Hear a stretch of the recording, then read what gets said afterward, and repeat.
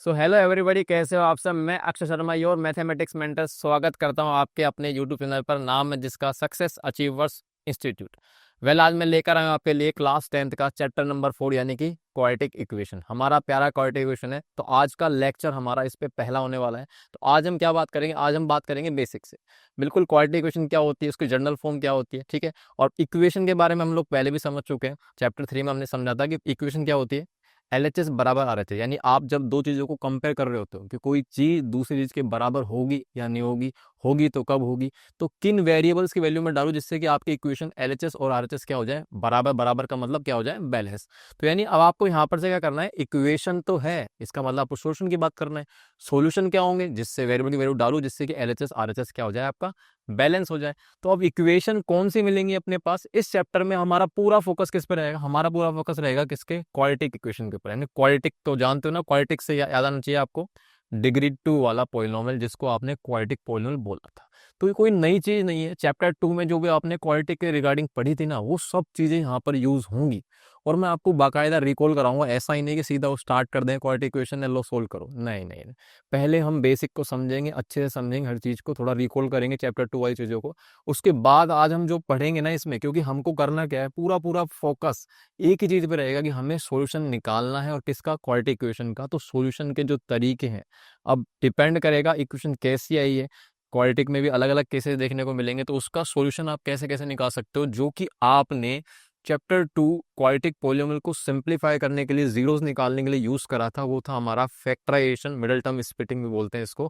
तो middle term splitting जो कि अपने आप में फैक्टराइजेशन का स्पेशल केस है, तो वो आज हम डिस्कस करने वाले हैं। तो पूरा लेक्चर अपना फैक्टराइजेशन में मिडिल टर्म स्प्लिटिंग पे फोकस होगा। तो काफी सारे बढ़िया बढ़िया क्वेश्चन आपके लिए लेके आए हूं। तो इससे पहले देर होती है, शुरुआत करते हैं आज के लेक्चर की फटाफट से, ठीक है।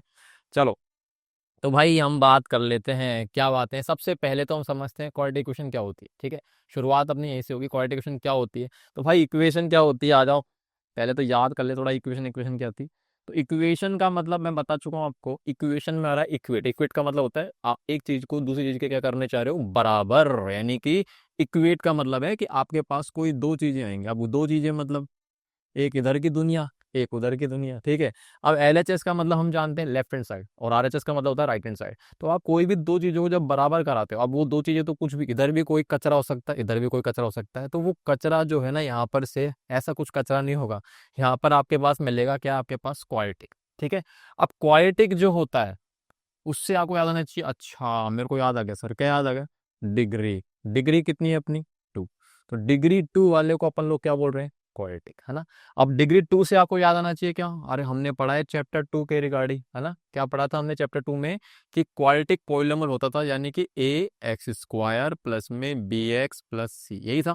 और हमारे पास क्या था, a ≠ 0, a b c are real number. ये चीजें तो अपने पास आएंगी आएंगी सर, ठीक है, रियल नंबर्स, ठीक है। ये चीज थी हमारे पास, जनरल फॉर्म थी क्वाड्रेटिक पॉलिनोमियल की। अब आप ये समझ लो कि इक्वेशन में हमने क्या करा, कि आपने इस चीज को, ये आपका जो क्वाड्रेटिक पॉलिनोमियल है, हमारा जो क्वाड्रेटिक पॉलिनोमियल है, इसको अपन लिख दे एक बार। ये आपका क्या है, क्वाड्रेटिक पॉलिनोमियल। तो क्वाड्रेटिक पॉलिनोमियल को जैसे ही आपने धकेल दिया, किसके सामने परोस दिया, जीरो के सामने, तो ये पूरा जो स्ट्रक्चर है ना, ये चीज, इसको आप क्या बोलते हो, this is known as ax² plus bx plus C equal to 0।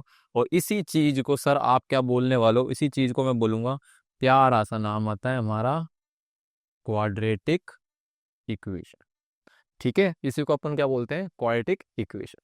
तो अब याद रखना, जनरल फॉर्म ही है अपने पास क्वाड्रेटिक इक्वेशन। जनरल फॉर्म क्या हो गई, ax² plus bx plus C equal to 0। बाकी कंडीशन यही रहेगा, a ≠ 0, a b c are real numbers, ठीक है। अब जर्नली अपन लोग जब इक्वेशन सोल्व करते हैं, देखो आपको पता है जाता है कि इक्वेशन सोल्व करने तो बहुत चीज जरूरी है ही, लेकिन इक्वेशन अपने आप में एक बीमारी होती है। उस बीमारी को पहले एक सही तरीके से फॉर्मेट में अरेंज करो, कि भाई ऐसी चीजें हैं, जैसे पहले इसको स्टैंडर्ड फॉर्म में लिखो, उसके बाद आप मेथड्स को लगाओ, ठीक है। जैसे कि इलाज करवाने जाते हो ना, तो डॉक्टर पहले क्या चेक करेगा, आपका BP क्या है ना, फलाना शुगर क्या है, ये चीज क्या है, वो चीज क्या है, उसके बाद वो आपको दवाई लिखता है। यानी पहले आप कुछ चीजें फिक्स कर लेते हो। और फिक्स करने का मतलब क्या है, हमारे यहाँ पर मैथ्स में डॉक्टर को साइड रख दो, ठीक है। तो यहाँ से LHS और RHS में, RHS को हम लोग जनरली क्या लेते हैं, हम जनरली क्या कंसिडर करते हैं, हमेशा 0। तो भाई पहले आप ये चीज फिक्स करना है कि इस स्टैंडर्ड फॉर्म में आपको क्वाड्रेटिक को फॉर्मेटिंग करना है, उसके बाद हम सिंप्लीफाई करेंगे और क्या निकालेंगे, इसका सॉल्यूशन। वही करना है आपको, है ना। ठीक है। अच्छा, और क्या क्या याद आ रहा है आपको? मेरे को डिग्री से ना और बातें याद आ रही है। क्या याद आई है आपको? सर डिग्री से मुझे है ना एक चीज आ रही है, क्या क्या क्या क्या क्या भाई, डिग्री का रिश्ता था अपना जीरो से, याद है क्या? जीरोस क्या थे, याद है क्या? जीरोस, नाम में जीरो, जीरो मतलब क्या होता है कि पॉलिनोमियल जो है अपना क्वाड्रेटिक पॉलिनोमियल, उसको वेरिएबल्स की वैल्यू ऐसी डालू एक्स की जगह, जिससे आपका पूरा पॉलिनोमियल क्या बन जाए, जीरो के बराबर। क्या बन जाए? जीरो के बराबर। तो उसको जीरोस बोलते थे। अब याद करो डिग्री का रिश्ता जीरो से क्या है, तो डिग्री का रिश्ता जीरो से ये था कि जीरोस जितने होंगे ना, उनका रिश्ता डिग्री से क्या है कि जितने जीरोस, कैसे पता चलेगा? डिग्री से, कि डिग्री जितनी है उतने ही क्या होंगे इसके जीरोस। याद आया सिर्फ? अब क्या था, इसमें दो बातें हो रही थी। दो बातें कौन सी? कि इसके अंदर हमारे पास दो बातें आती है कि रियल जीरोस होंगे, ठीक है, या फिर हम क्या बोलेंगे, इमेजनरी। इमेजनरी क्या होते हैं? इमेजनरी वही कॉम्प्लेक्स नंबर वाले ठीक है। अब हमें सोल्व नहीं करना, लेकिन आपको पता होना चाहिए ना कि भाई यहाँ पर जाकर आपको रियल जीरोस नहीं मिलेंगे, तो आपको रुकना कहाँ पर है। अब चैप्टर 2 में जब हमने स्प्लिटिंग करी थी, तो हमें पता नहीं था कि इसके रियल जीरोस होंगे कि नहीं होंगे। बस हम तो स्प्लिटिंग करते थे और कई बार कहते थे अरे सर स्प्लिटिंग नहीं हो रही है। तो वो समस्या का निदान यहाँ पर मिल गया हमको। हम इसमें एक मेथड पढ़ेंगे, एक तरीका समझेंगे इसके अंदर, जिसके कारण आपको पता चल जाएगा कि इसके रूट्स रियल होंगे या नहीं होंगे। क्योंकि अपनी जिंदगी में जो भी बातें होंगी ना, ये ए बी सी सब रियल नंबर्स, एक्स वेरिएबल की वैल्यू भी आप क्या डाल सकते हो, रियल नंबर। तो अपनी जिंदगी अभी असली में है, सारी चीज यहाँ पर असलियत में है, सारे नंबर्स असली नंबर चल रहे हैं। तो ये इमेजिनरी जीरोस आपको निकालने नहीं है। बस इतना पता होना चाहिए कि भाई इस जगह पर, इस सिचुएशन में, इस इक्वेशन में अब रियल जीरोस पॉसिबल नहीं है। तो अब आप सोल्व मत करो। वो कहाँ करेंगे? वो 11th क्लास में करने वाले हैं। ठीक है। तो रियल जीरोस कितने होते हैं? जीरोस में जब मैं बोल रहा हूँ डिग्री जितनी है, डिग्री 2 है, तो इसके जीरोस कितने होंगे? तो आपने बोला सर जीरोस जितने होंगे ना वो कितने होंगे, 2 होने वाले हैं। ठीक है। डिग्री 2 है तो जीरोस 2 होंगे, लेकिन उसमें रियल और इमेजिनरी मिक्स होंगे। तो अगर मैं आपको याद दिलाऊं कि सर रियल जीरोस कितने होने वाले हैं, तो रियल जीरोस कितने होंगे, तो आज याद करो, होता है एटमोस्ट डिग्री के बराबर। तो एटमोस्ट डिग्री का मतलब एटमोस्ट 2, यानी आपके रियल जीरोस 2 भी हो सकते हैं, एक भी या जीरो भी। ठीक है। तो ये चीजें हम कंपेयर करेंगे, और ये चीजें हमने देख भी रखी, चैप्टर 2 के अंदर समझाई थी मैंने। अगर आपने नहीं देखा तो जाके देख सकते हो, लेक्चर मिल जाएंगे। अच्छा, रियल जीरोस हो गए। अच्छा, इसके जीरोस जो थे, नॉर्मली हमने जीरोस के नाम वो रखे थे। क्या क्या नाम थे सर, याद है क्या? नाम था हमारा इसका, एक का अल्फा और एक का बीटा। याद आ गया सब चीजें? ओके। अच्छा, उसके बाद क्वाड्रेटिक में अगर मैं बोलूँ, नंबर ऑफ मैक्सिमम टर्म्स कितने देखने को मिलती है? नंबर ऑफ मैक्सिमम टर्म्स, यानी कि अपने पास क्वाड्रेटिक इक्वेशन है तो उसके अंदर टर्म्स 1 2 3, तो मैक्सिमम टर्म्स कितने देखने को मिल रही है आपको? 3। और उसका रिश्ता कितना है? डिग्री से। सबका रिश्ता डिग्री से, डिग्री प्लस 1। ठीक है। तो ये चीजें आपको याद रखनी है, यानी कि यहाँ पर से इसमें डिग्री 2 के साथ टर्म 2 भी हो सकती है ना, एक भी हो सकती है, और कम से कम एक तो रहेगी रहेगी। और मैक्सिमम कितने जा सकती है यहाँ पे टर्म? 3 टर्म्स जा सकती है। ठीक है। तो आई होप आपको याद आ गई सारी बातें। तो क्वाड्रेटिक इक्वेशन क्या होती है? जनरल फॉर्म होती है एक्स स्क्वायर पर B X plus C equal to 0, A not equal to 0, A B C are real numbers. रट लेना इसको, मतलब कोई नींद में भी उठा के पूछे ना तो बता देना है आपको, है ना। ठीक है। चलो अब हम चलते हैं यहाँ पर से क्वाड्रेटिक इक्वेशन की अलग अलग फॉर्म, है ना, शक्लें, इनकी शक्लें देखेंगे, अलग अलग शक्लें कैसी होती है। तो अलग अलग शक्लें जो हैं अपने पास, सबसे पहले तो ये जो असली शक्ल है वो क्या है? एक्स स्क्वायर पर B X plus C A not equal to 0, A B C are ये मर्ज, ये तो रट लेना है अपन को। अच्छा, इसमें जनरल फॉर्म में इक्वल टू 0 नहीं लग रहा है, थोड़ा सा करेक्शन कर लेते हैं इसमें। यहाँ पर आप बराबर 0 लगा देना भैया, ये बराबर 0 रहेगा इसके अंदर ना, थोड़ा सा करेक्शन कर लेना, मिस टाइप हो गया। एक्स स्क्वायर पर B X plus C equal to 0, A not not equal to 0, A B C are real numbers. अब ठीक है, ओके। चलो, तो अब यहाँ पर से केसेस बनाए हमने, जैसे कि क्या क्या शक्लें आपको बदल सकती है। तो देखो, शक्लों में आपको पता है कि हमारा ए नॉट इक्वल टू 0 होता है। ठीक है। अब चेंजेस करते हैं, यानी यहाँ पर से ए बी सी की वैल्यू के हिसाब से हम कुछ कुछ चेंजेस करेंगे, और अपने पास नई नई इक्वेशंस की शक्लें देखने को मिलेंगी। ठीक है। ओके। तो यानी अगर मैं बोलूँ ए नॉट इक्वल टू 0 और बी नॉट, मतलब ए और बी नॉन जीरो है और बाकी सी जीरो है, तो आप खुद बताओ, जैसे सी जीरो हो जाएगा तो गायब हो जाएगा, तो एक्स स्क्वायर पर बी एक्स इक्वल टू 0। क्या ये क्वाड्रेटिक है? बिल्कुल। कैसे चेक करा? वेरिएबल की पावर देख लो आप, कितनी दिख रही है आपको? 2।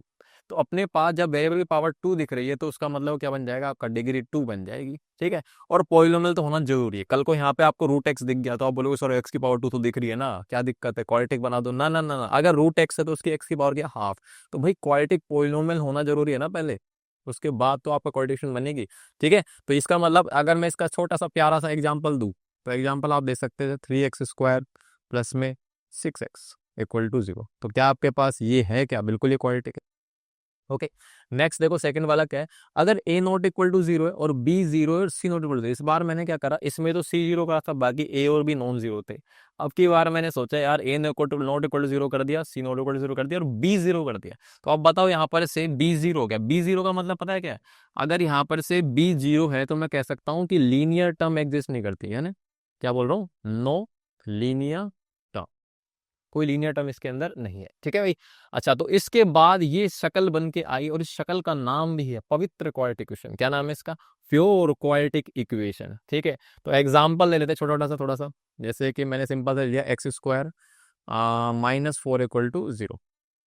ठीक है, अब याद होना चाहिए आपको, चैप्टर 2 के अंदर हमने पढ़ा भी था कि इसके अंदर अगर ए और सी के साइन अलग अलग है, देखो ए और सी के साइन अलग है, ए का है इसमें +1, बी का है नेगेटिव, तो ए और सी के साइन अपोजिट होते हैं ना, तभी आपके पास रियल जीरोस देखने को मिलेंगे। ठीक है, अच्छा बाकी आपको याद होना चाहिए कि इसके जब आप जीरोस निकाल रहे थे तो आप मुझे बताओ हम लोगों ने कैसे फैक्टराइज करा था इसको, a माइनस बी और a प्लस। अब कुछ लोग बोलेंगे सर हम तो उधर जाके रूट ले लेते हैं और दो आंसर लगाते हैं एक बार प्लस माइनस लगा के। हाँ भाई, वो भी कर सकते हो, लेकिन बेटर जो एक्चुअल तरीका वो यही है। तो यहाँ से आप याद करो क्या आएगा आंसर, एक या तो ये 0 या फिर ये 0। तो अपने पास यहाँ से अपने पास क्या आया, एक तो x की वैल्यू 2 आ गई और एक x की वैल्यू कितनी आ गई, -2।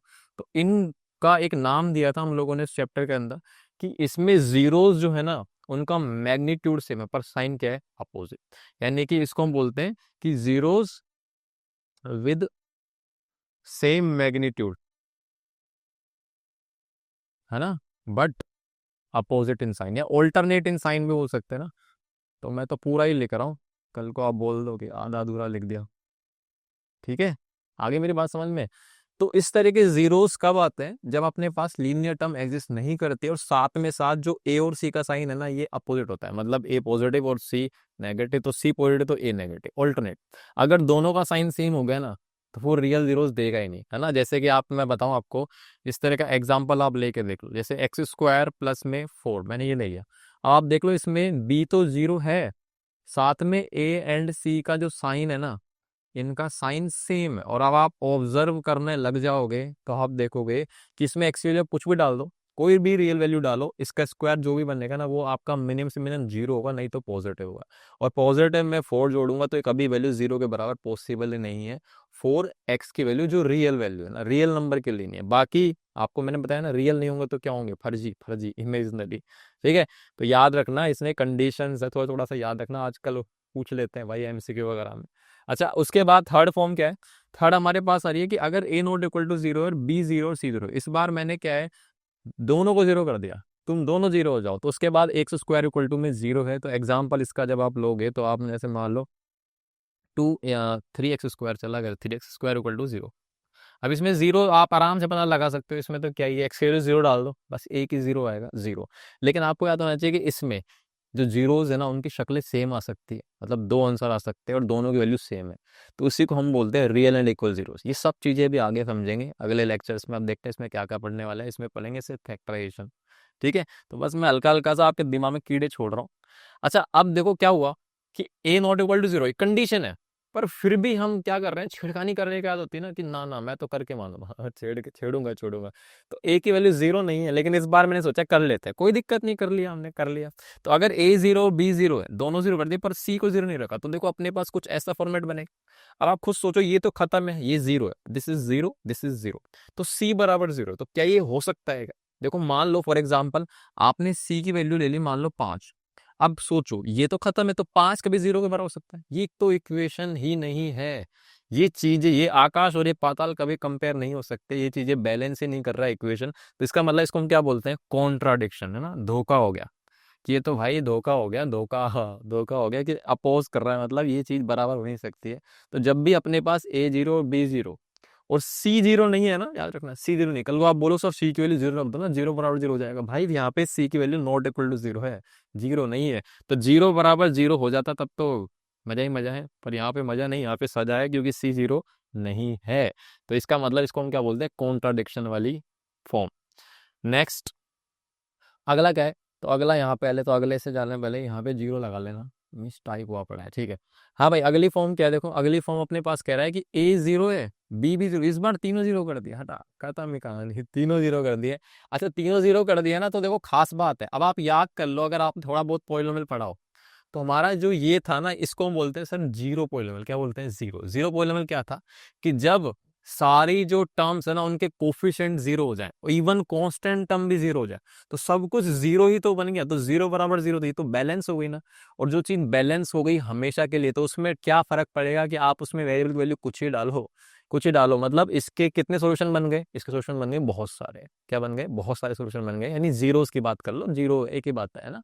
अभी बताता हूँ आपको डिफरेंस है ना, जीरो सोल्यूशन में क्या होता है वो मैं बताता हूँ आपको। जैसे ये है, तो यहाँ पर से इस चीज के अंदर आप ये जीरो तो लिखा पड़ा है, तो देखो यहाँ पर से ये चीज हमेशा बराबर हुई पड़ी, तो इसका मतलब हमेशा बैलेंस है ये तो एक्स की वैल्यू कुछ भी खिला दो, कोई भी नंबर डाल दो, इसमें हमेशा बैलेंस रहेगी। मतलब इसके रूट्स कितने हो गए, है ना, इसमें एक्स वैल्यू कितने डाल सकता हूँ, तो आपके पास हो गई है कि इस बार डिग्री तो अपनी दो थी, तो जीरोस दो रहे थे, लेकिन इसमें फेल हो गई।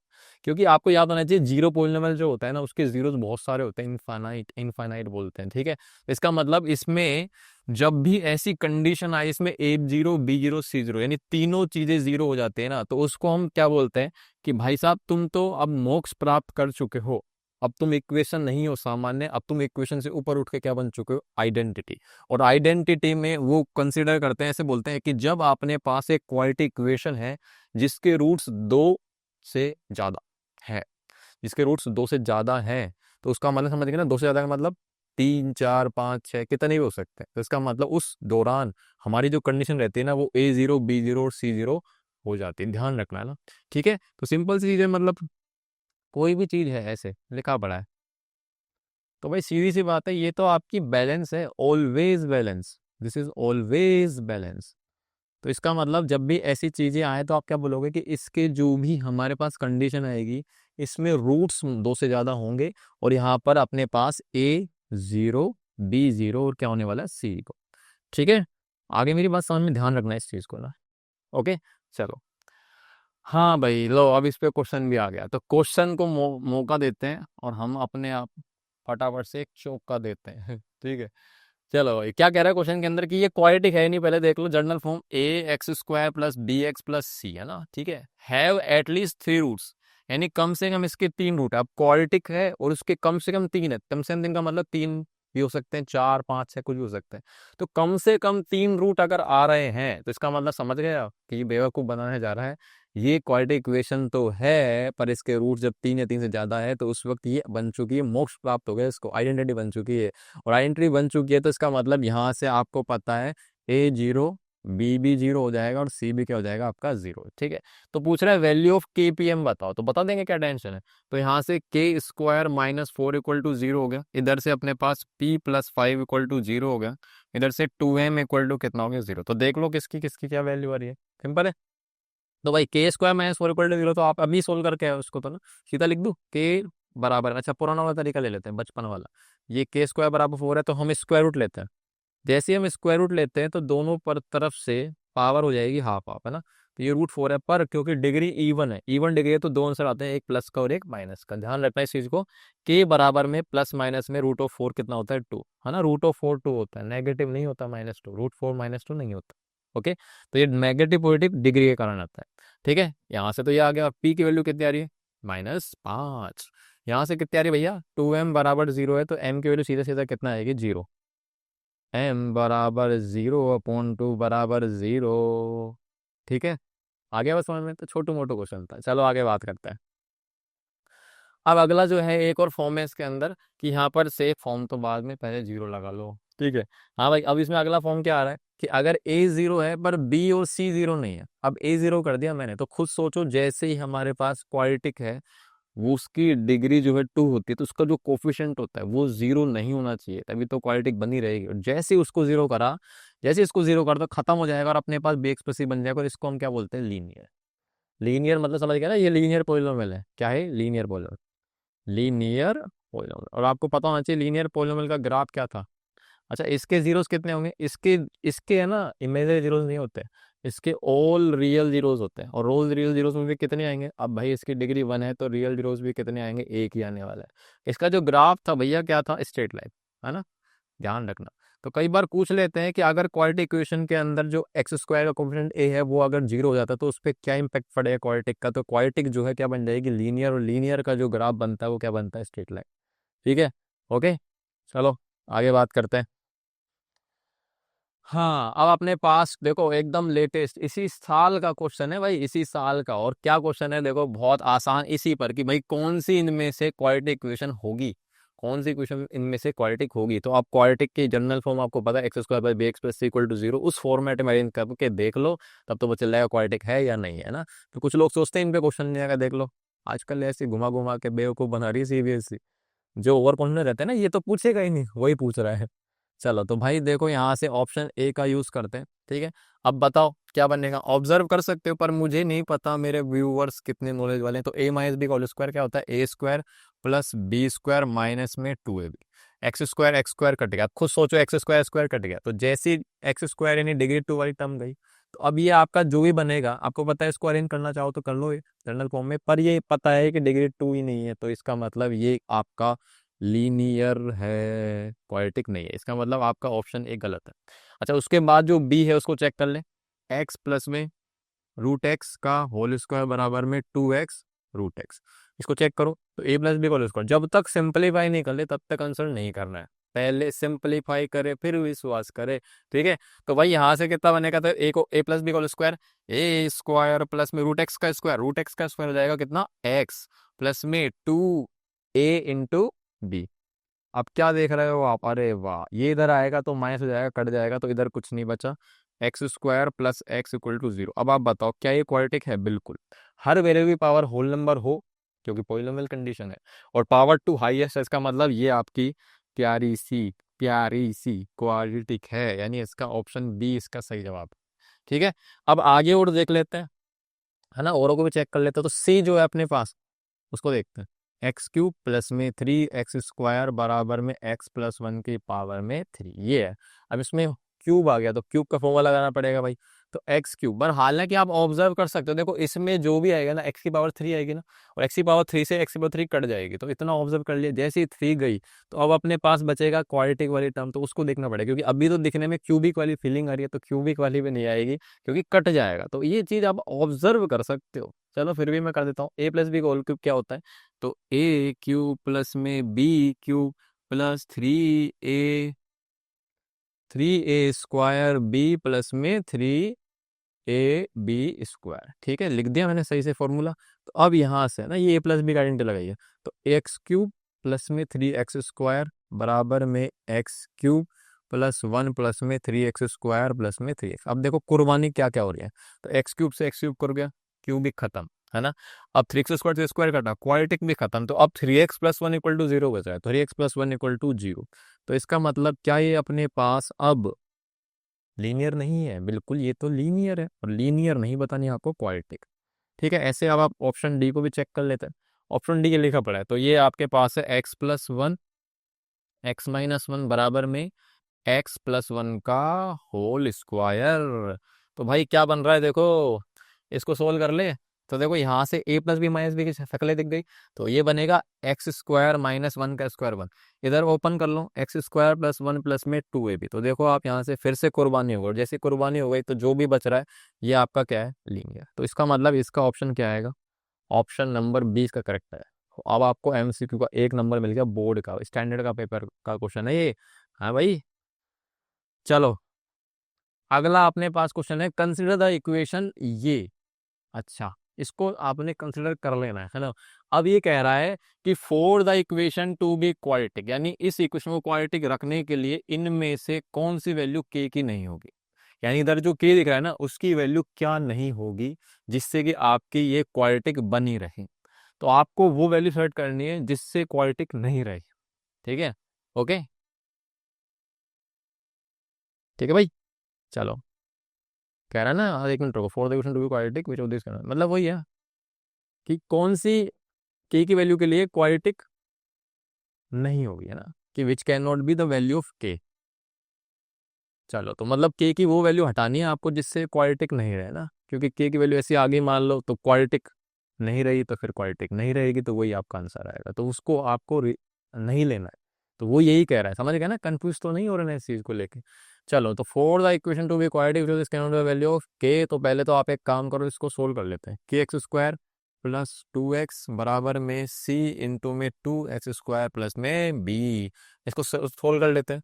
अब थोड़ा सा बस ऑब्जर्व करना है और कुछ नहीं करना। के एक्स स्क्वायर प्लस में 2x बराबर में, देखो इधर इसको सोल्व कर लूँ, 2c x² प्लस में bc, सही है। अब आप इसको जनरल फॉर्म में सेट कर लो पहले, तो इसको इधर बुलाओ, तो के एक्स स्क्वायर ये चीज़ इधर आएगी तो माइनस की जाएगी, -2c x² प्लस में 2x और प्लस में क्या आ गया आपका, इधर प्लस थोड़ी आएगा, ये चीज़ भी इधर आएगी तो ये आएगा -b=0। एक मिनट चेक कर लेते हैं, सही है ना। ओके, ये इधर आ गया, ये इधर आ गया, ओके ठीक है। अब आपको इसको ऑब्जर्व करना है ध्यान से ना, ठीक है। अब आपको देखो ऑप्शन का यूज कर लो, देखो ऑप्शन में कह रहा है कि कौन सी वैल्यू के की नहीं होगी जिससे कि अपनी क्वाड्रेटिक बरकरार रहे, तो ऑप्शन यूज कर लो। अब जैसे ऑप्शन ये आपका सी आ रहा है, तो अगर मैं के की वैल्यू सी लेके देखूँ ना, अगर मैं सोचूं के की वैल्यू सी रख के देखो, तो के की वैल्यू अगर आप सी रखोगे तो कोई फर्क पड़ेगा, मतलब आपकी x² के टर्म जानी चाहिए, तो आपकी क्वाड्रेटिक नहीं बनेगी। पर मैं चाहूंगा क्वाड्रेटिक बने तो उसमें के की वैल्यू ऐसे नहीं लेनी है मुझे, है ना, ठीक है, जिससे कि आपकी क्वाड्रेटिक एलिमेंट हो जाए। तो भाई के की वैल्यू सी अगर आप डालोगे, तो देखो सी इसमें डालोगे तो आप खुद बताओ, जैसे आप इसमें सी डालोगे तो c x², मैं ये चीज़ नहीं लिख रहा हूँ, इससे कोई इंपैक्ट नहीं पड़ रहा, हमें तो इस पे ध्यान देना है। तो ये आप सोल्व कर लोगे तो -c x² रह जाएगा और आपके पास क्वाड्रेटिक की टर्म बची रहेगी, और बची रहेगी तो इसका मतलब ये क्वाड्रेटिक है ना। हमें वो चाहिए जिससे क्वाड्रेटिक नहीं बने, तो बी ऑप्शन उठाते हैं। बी क्या है आपके पास, 2c। तो जब 2c को आप रखोगे तो देखो आपको पता चल जाएगा कि हाँ इसमें गड़बड़ है, इस टर्म में रख रहा हूँ सीधा सीधा, तो 2c x² minus 2c x²। अब आप खुद देखो कि ये जो टर्म है ये कट जाएगी और कितना जाएगा, 0, यानी कि अब आपके पास क्वाड्रेटिक की टर्म गायब हो गई। जैसे क्वाड्रेटिक की टर्म गायब होगी तो अब आपका ये क्वाड्रेटिक नहीं रहा, ये क्या बन गया आपका, लीनियर। तो मेरे ख्याल में अब आपके पास आ गया इसका आंसर, क्योंकि ये कह रहा है ना कि इसको क्वाड्रेटिक बने रखने के लिए के की वैल्यू आप क्या नहीं ले सकते हो, तो के की वैल्यू आपको 2c ही नहीं लेनी है, क्योंकि 2c लेते ही आपका क्वाड्रेटिक खत्म हो जाएगा। तो इसका ऑप्शन कौन सा आएगा, बी। ओके, बाकी आप सब चेक कर सकते हो, ठीक है सर। चलो, इनको ओरली कर सकते हो आप, है ना। चलो, अब हम देखते हैं कि क्या हमने पढ़ा है चैप्टर 2 के अंदर, उन चीजों को थोड़ा सा यादों को अपने पास वापस बुलाते हैं हम जो भूल जाते हैं। तो भाई क्या क्या पढ़ा है हम लोगों ने, आ जाओ फटाफट से चलते हैं इन पे। हाँ, तो हमने पढ़ा है relationship between zeros, roots and coefficient of quadratic polynomial, ठीक है। तो रिलेशनशिप क्या होगी जीरोस और कोफिशिएंट ऑफ क्वाड्रेटिक पॉलिनोमियल, तो आपको याद होना चाहिए क्वाड्रेटिक पॉलिनोमियल हमारा क्या था, ax² plus bx plus c, ये आपका क्वाड्रेटिक पॉलिनोमियल था। बाकी a ≠ 0, a b c are real number, यही था ना भैया। अच्छा, अब अपने पास याद है इसके जो रूट्स थे, एक था अल्फा, दूसरा था बीटा, इनके बीच में रिश्ता ये था कि सम ऑफ जीरोस जो था ना वो आपका था -b/a, और प्रोडक्ट ऑफ जीरोस किसके बराबर है, प्रोडक्ट ऑफ जीरोस हमारा किसके बराबर था सर, ये बराबर था c/a, ठीक है। अब इसको आप लिख सकते हो अल्फा प्लस बीटा बराबर -b/a, लिख सकते हैं, लिख सकते हैं, बताओ, है ना। और इधर से क्या आएगा, अल्फा इंटू बीटा बराबर में c/a, ठीक है। ये सब चीजें आपको याद है, तो ये चीज याद रखना, ये स्टिल वैलिड है क्वाड्रेटिक के लिए। अब क्वाड्रेटिक में कुछ नहीं है, बराबर 0 हो जाएगा, तो सब चीज वैलिड है, ये सब चीजें आप यूज कर सकते हो, ठीक। चलो, हाँ भाई, उसके बाद ग्राफ ऑफ क्वाड्रेटिक पॉलिनोमियल याद है क्या, हाँ भाई याद है क्या। तो हमें पता होना चाहिए कि हमारे पास जो इसका ग्राफ था उसकी शेप क्या थी, पैराबोला, क्या बोलते हैं उसको, पैराबोला। पैराबोला कितने प्रकार के देखने को मिले अपन लोग को, दो, दो थे नहीं थे, बताओ, याद करो। अगर मेरे पास a 0 से बड़ा है, a 0 से छोटा है, क्योंकि आपको पता है a ≠ 0 होता है, x² का कोफिशिएंट की बात चल रही है यहाँ पर, ठीक है। a आपका ≠0 होगा तो a आपका क्या होगा, 0 से बड़ा या छोटा। तो जब 0 से बड़ा होता है तो उसमें क्या बनता है आपका अपवार्ड पैराबोला, 0 से बड़ा होता है तो क्या बनता है, अपवार्ड पैराबोला। इसमें क्या बनता है, डाउनवर्ड पैराबोला। शक्लें कैसी हैं, मतलब दिखता कैसे हैं भाई साहब ये, तो बिल्कुल आपको दिखा देते हैं दिखते कैसे हैं। तो ये आपके पास कुछ ऐसा दिखता है, ठीक है, ये आपके पास कैसा दिखता है, तो ये बिल्कुल हम दिखा देते हैं आपको, ये कैसा दिखेगा, तो ये आपका कुछ ऐसा दिखता है। तो अब आप याद कर लो छोटी छोटी चीज़ें, यहाँ पर कट कर रहा है तो ये इसके दो जीरोस दिखा दिए, दिखा दिए नहीं दिखा दिए, तो इसको हम क्या बोलते हैं, एक को अल्फा और एक को बीटा, किसी को भी बोल सकते हो, कोई बड़ी बात नहीं है। ऐसे यहाँ पर से देखो कटिंग कहाँ कहाँ हो रही है, एक यहाँ पर हो रही है, एक यहाँ पर हो रही है, तो किसी को भी अल्फा बीटा नाम दे सकते हो। ठीक है, बाकी आपको याद होना चाहिए कि हमने बहुत सारी चीज़ें पढ़ी थी इसमें, इसको हम क्या बोलते हैं, वर्टेक्स, इसको क्या बोलते हैं, वर्टेक्स। वर्टेक्स के कोऑर्डिनेट आपको याद करवाए हैं मैंने क्वाड्रेटिक के अंदर। ठीक है, क्या कोऑर्डिनेट थे, याद करके रखो उसको, -b/2a, -d/4a, और ये जो d है ना, इसको हम क्या बोलते हैं, डिस्क्रिमिनेंट। और डिस्क्रिमिनेंट इस बार चैप्टर 4 में हम डिटेल में पढ़ेंगे, पूरी की बात है। ठीक है, डिस्क्रिमिनेंट। ठीक है, चलो आगे बात करेंगे वो तो अगले लेक्चर्स में। बाकी वर्टेक्स जो है आपका, इधर भी सेम ही कोऑर्डिनेट रहेगा ना, इसका भी जो आपका कोऑर्डिनेट आएगा ना वो सेम ही आने वाला है ये। ठीक है, आगे मेरी बात समझ में, तो बेसिक बेसिक बात है, सब चीज़ें लागू होंगे जो भी हमने क्वालिटी में पढ़ा। अगर वो नहीं देखा आपने, जाके देख सकते हो, लेक्चर ग्राफ के बारे में सब डिटेल में पढ़ा रखा। ओके, चलो अब आता है हमारे पास जो हमने पढ़ा था, क्वाड्रेटिक पॉलिनोमियल को स्प्लिट करना सीखा था, उसके अंदर बस थोड़ा सा क्या है, इसमें वैरायटी ऑफ क्वेश्चन थोड़ा अच्छे आ जाएंगे चैप्टर 4 में।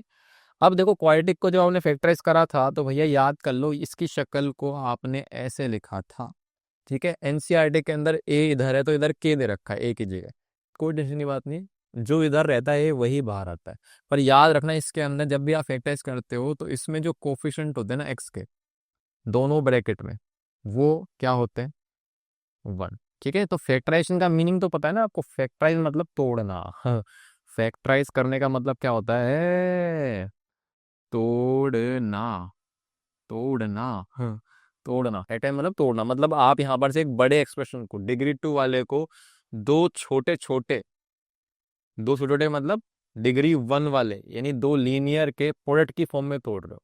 इन दोनों को आप मल्टीप्लाई करोगे, सिंप्लीफाई करोगे तो वापस यही मिलेगा, लेकिन आपने एक बड़े एक्सप्रेशन को छोटे एक्सप्रेशन के मल्टीप्लाई की फॉर्म में, प्रोडक्ट की फॉर्म में लिख दिया, उसको हम क्या बोलते हैं, फैक्टराइजेशन। ठीक है, तो डिग्री 2 है तो इसके दो डब्बे बनेंगे, मतलब दो से छोटा लीनियर भी बनेंगे। ठीक है, अगर 3 होता है क्यूबिक तो 3 बन सकते हैं मिनिमम, तो जितना फैक्टराइज हो सकता है मिनिमम टू मिनिमम वो यही है कि डिग्री 1 वाले दो आपको एक्सप्रेशन देखने को मिलेंगे, इसको हम बोलते हैं लीनियर। ठीक है, तो फैक्टराइजेशन हमने करा था, याद रखना, कोफिशिएंट ऑफ एक्स इधर भी 1 होता है। अच्छा, यहाँ पर से अब आप देख लो इसके जीरोस क्या होंगे, तो इसके यहाँ पर से दिख रहे हैं आपको, एक अल्फा है और एक बीटा, ये दोनों आपको जीरोस दिख रहे हैं, दिख रहे हैं। तो अब आप क्यों इसको फैक्टराइज करते हो, पूछते नहीं सर क्यों करते फैक्टराइज, अरे फैक्टराइज करने का मतलब है कि चीजों को आराम सोल्व कर सको। जैसे कोई भी एग्जाम्पल है, मान लो मैं आपसे सिंपल सा एग्जाम्पल दूं, तो जैसे मैं सिंपल सा क्वेश्चन दे रहा हूँ जो नॉर्मली स्प्लिटिंग आप आराम से जानते हो, तो ये चीज़ है। अब इसका जीरोस पूछूं मैं तो आप बता सकते हो क्या, नहीं बता सकते। लेकिन अगर मैं बोलूँ कि आप इसको स्प्लिटिंग कर लो, तो आप जब स्प्लिटिंग करोगे तो आपको ये देखने को मिलेगा, x+3 और x+2। अब आपसे पूछो कि भाई ये दोनों चीज़ें बराबर ही है, ये एक तरह से आइडेंटिटी, आपने इस चीज़ को ऐसे लिख दिया। ठीक है, ये दोनों बराबर हैं, यहाँ पर से for any value of x, आप इसमें एक्स वैल्यू इधर डालो चाहे इधर डालो, सब कुछ सेम रहेगा। तो यानी ये आपके अपने आप में आइडेंटिटी है करेगी। इसको आप कैसे भी एक्स वैल्यू डाल के देख लो, दोनों चीजें बैलेंस रहने वाली हैं। अब आप सोचो कि एक्स वैल्यू इसमें क्या डालूं, जीरो बने, लेकिन यहाँ पर अगर पूछो ना आपसे तो आप बोलोगे अच्छा हाँ सॉरी, हाँ तो दिख रहा है, क्या दिख रहा है, इसमें एक्स की वैल्यू आप -3 डाल दो, तो -3 जैसे ही आप डालोगे ना तो आपके पास ये क्या बन जाएगा, ये आपका बन जाएगा 0, और 0 इंटू कुछ भी 0, तो ये इसकी वैल्यू 0 ही तो बन गई। ऐसे यहाँ पर आकर डाल सकते हो एक्स की वैल्यू -2, तो बस इसीलिए हम लोग फैक्टराइज करते हैं, छोटे छोटे एक्सप्रेशन में तोड़ देते हैं ताकि आपको इजीली से सॉल्यूशन मिल जाए। ठीक है, चलो हाँ भाई, तो सॉल्यूशन की जो बात चल रही है, अब हमारी कहानी वहां तक पहुंच गई है, सॉल्यूशन। सॉल्यूशन क्या होता है, तो हम लोग सब जानते हैं, कोई भी इक्वेशन है, जैसे मैंने आपसे कोई भी इक्वेशन ले ली एग्जाम्पल के लिए, x² प्लस में 2x, सिंपल सा ले लिया, ये मैंने इक्वेशन ले लिया। अब इक्वेशन की जनरल फॉर्म सही है अपने पास, अगर ये जो इक्वेशन है, ठीक है, ये जीरो कैसा बन गया, ये जो इक्वेशन आपके पास दिख रही है, अब इस इक्वेशन को मैं आपसे बोलूँगी भैया बैलेंस करना है, बैलेंस का मतलब है कि इसके सॉल्यूशन बताओ, तो यानी एक्स की वैल्यू क्या डालो, तो अब आप बोलोगे सर इसको कैसे निकालेंगे, तो फैक्टराइज करा था ना आप लोगों ने, याद करो, हमारे पास फैक्टराइजेशन के चैप्टर 2 में 3 प्रकार के क्वेश्चन थे, जिसमें एक तो तीनों टर्म प्रेजेंट थी, एक में दो दो टर्म प्रेजेंट थी। याद करो मैंने आपको कैसे बताया स्टार्टिंग के अंदर, देखो एक तो 3 टर्म था, है ना, पहला पहला इसमें स्प्लिटिंग करते हैं, दूसरा सी जीरो है तो ये वाला बनेगा, और तीसरा जिसमें बी जीरो है पर ए और यानी क्वालिटी को कांस्टेंट टर्म प्रेजेंट होते हैं। तीन ही प्रकार के क्वेश्चन बनते हैं अपने पास, जिसमें से एक ये रहा। तो उसमें हम लोग को पता है कि एक रूट क्या आएगा, इधर से एक्स जीरो आ जाएगा और इधर से जाएगा आपका एक्स बराबर -2। तो कुल मिला के आप जो ये चीज बोल रहे हो ना, अब इसको आप इसमें डालोगे तो जीरो डाल के देख लो, ये जीरो बन जाएगा, और -2 डालोगे तब भी ये जीरो हो जाएगा। तो इक्वेशन क्या हो जाएगी आपकी बैलेंस। तो इसको अपन क्या बोल रहे हैं, सोल्यूशन। क्या बोल रहे हैं इसको, सोल्यूशन। तो सोल्यूशन इज बेसिकली क्या है, value of variable which makes the complete equation balance, है ना। बैलेंस का मतलब होता है LHS बराबर RHS। तो ये चीज आपकी लिखी पड़ी है, द वैल्यू, और वैल्यू के आगे एस भी लगा लो, वैल्यूज भी हो सकती है, एक से ज्यादा वैल्यूज भी हो सकती है वेरिएबल्स की, जो makes the complete equation balance, यानी LHS बराबर क्या करता है, RHS। इतनी बात समझ में आ गई। अच्छा, अब अपने पास एक सवाल आता है, सर ये सॉल्यूशन और जीरोस में क्या अंतर है ना। सवाल तो आएगा अपने पास कि मैं आपसे बोलूं, जीरोस और रूट्स तो एक ही बात होती है, वर्सेस सॉल्यूशन क्या होगा। तो क्या डिफरेंस है ना, तो एग्जांपल लेते हैं। जैसे मैंने आपसे सिंपल सा बोला एग्जांपल,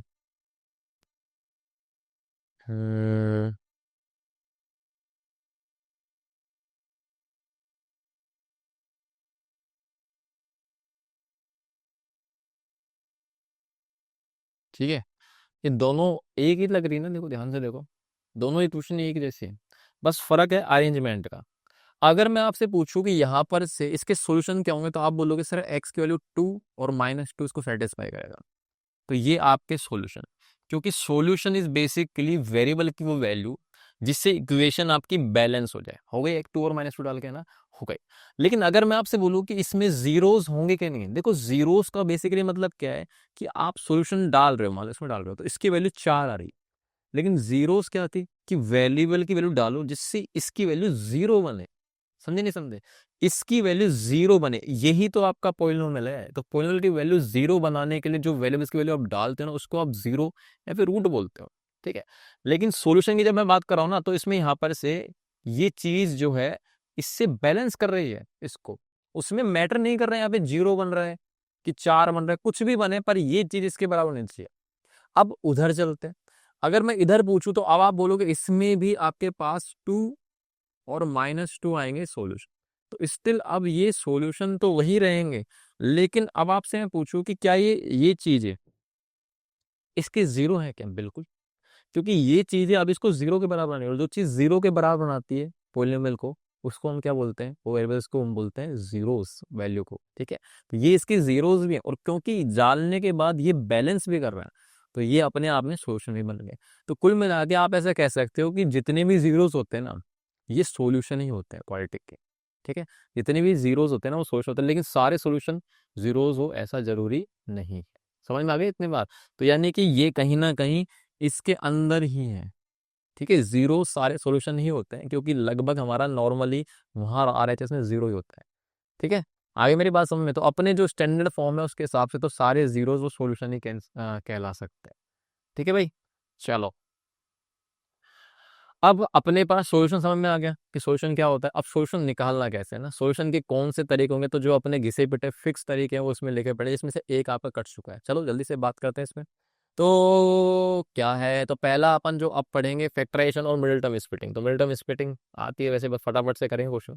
दूसरा परफेक्ट स्क्वायर और कंप्लीटिंग स्क्वायर है, ये आपके सिलेबस में कट चुका है, लेकिन इसका यूज करके एक फॉर्मूला बनेगा हमारे पास जिसको हम बोलते हैं क्वाड्रेटिक फॉर्मूला, जिसको मैंने यूनिवर्सल मेथड बोल रखा है कि सारे क्वेश्चन अगर आपसे स्प्लिटिंग नहीं हो रही तो ये को सोल्व करके बताएगा, ये सारे क्वेश्चन सोल्व कर सकता है।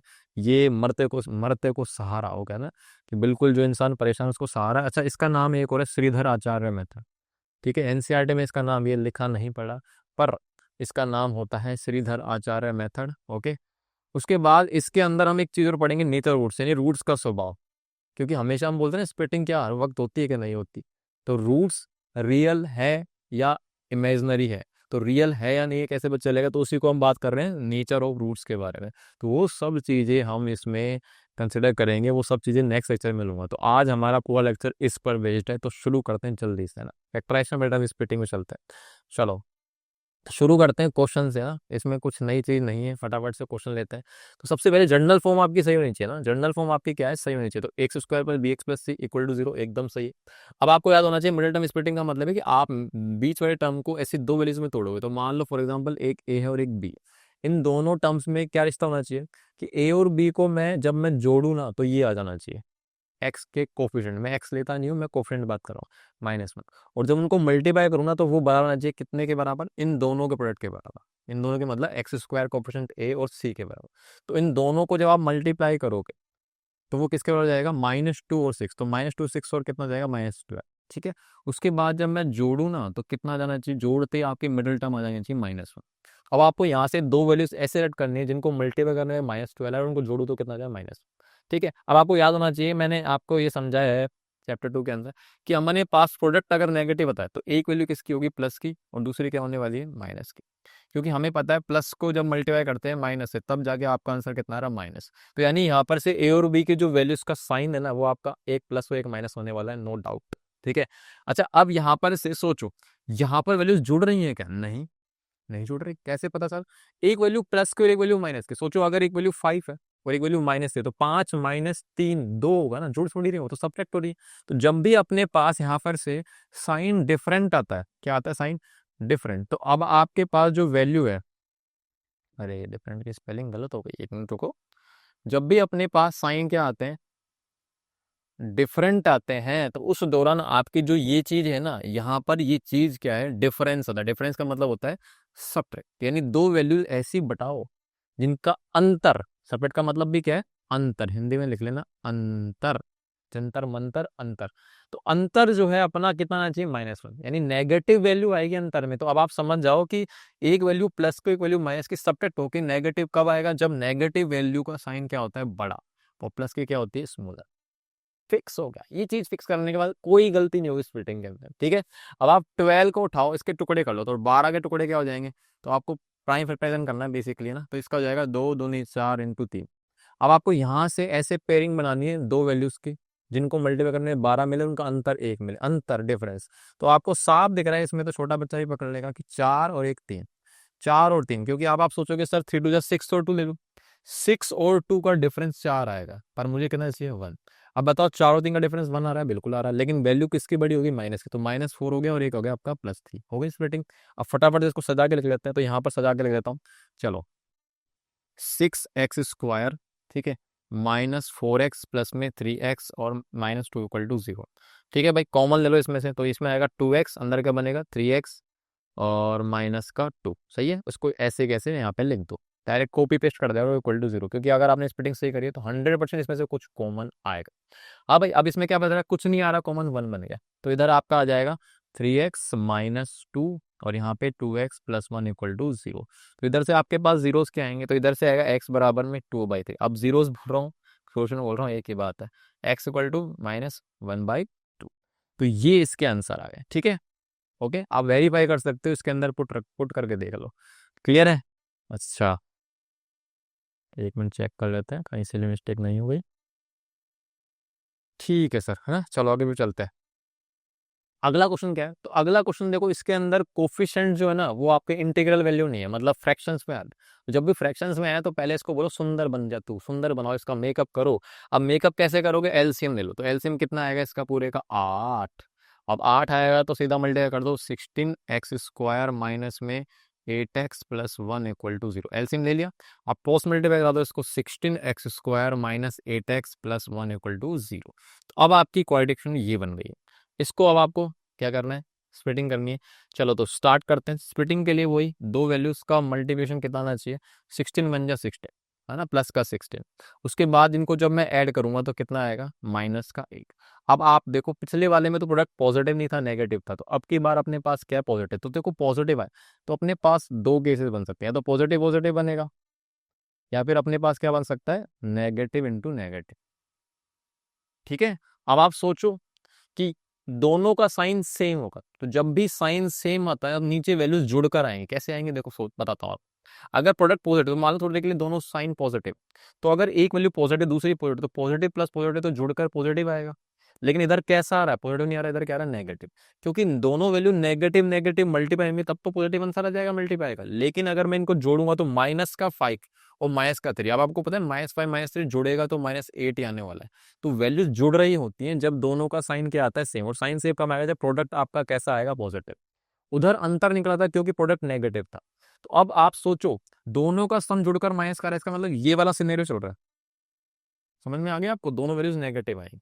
तो अब आपको क्या करना है, वही 16 के टुकड़े कर लो। 16 के टुकड़े कितने आएंगे, वही 2 2 2, ये 2 2 4 2 4 2 16।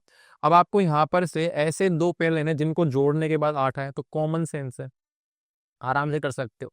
तो आपको दिख रहा है यहाँ पर से 8 कब आएगा, जब 4 और 4 जुड़ेंगे। तो इधर से वैल्यू एक 4 ले लो, इधर से वैल्यू एक 4 ले लो, तो 4 + 4 8 हो गया, और उनको मल्टीप्लाई करके 16 आएगा। तो ये विद द प्रैक्टिस स्पीड आ जाएगी तेज आपकी। तो फटाफट से लिख लेता हूँ मैं यहाँ पर से। हाँ भाई, 16x², है ना। अब इसमें दोनों वैल्यू किसकी आएंगी, नेगेटिव, तो माइनस और माइनस। तो ये हो जाएगा माइनस का 4x और माइनस का 4x + 1 = 0। कॉमन क्या आ रहा है, 4x कॉमन आ गया, अंदर बनेगा 4x - 1, इधर क्या बनेगा 4x - 1 = 0। आप कॉपी पेस्ट कर दिया, अब इसमें से कॉमन क्या आएगा, देखो सब कुछ वैल्यू सेम है, बस साइन चेंज हो रहे हैं। तो माइनस का 1, तो यहाँ से आएगा 4x - 1, 4x - 1, दोनों रूट सेम आएंगे। तो यहाँ से x की वैल्यू दोनों से 1/4 आ रही है और दूसरी भी क्या आ रही है, 1/4। तो इसको बोलते हैं रूट्स रियल एंड इक्वल। ठीक है, आ गया आंसर। तो ये चीज है। चलो अगले पे चलते हैं।